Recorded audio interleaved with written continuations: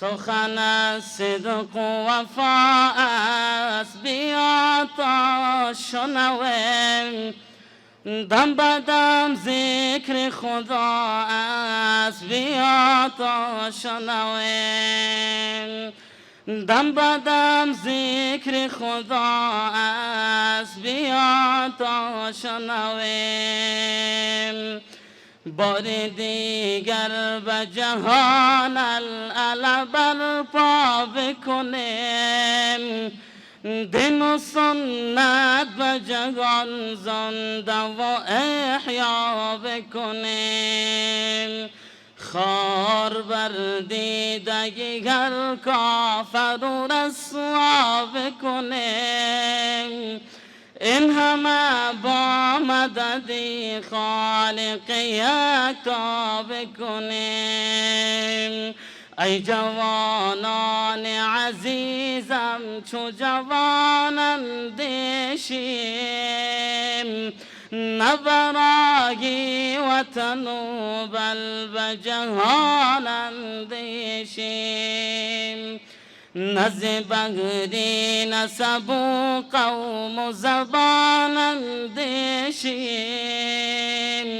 ما مسلمانیم و باید به جهان اندیشیم ما مسلمانیم و باید به جهان اندیشیم ما به تاریخ بشر راه درخشان داشتیم شوکت و دبدبه و دین فراوان داشتیم آن محمد شه سردار رسولان داشتیم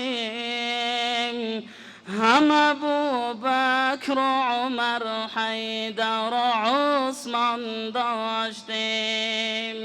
هر یکی اسوه و تقوا و رضایت بودن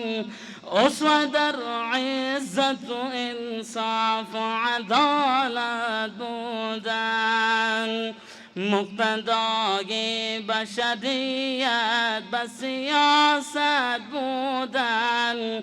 اهل فضل و کرم و مجد سعادت بودن محفل لطف و صفا است بیا تا شنویم مظهر نور ضیا است بیا تا شنویم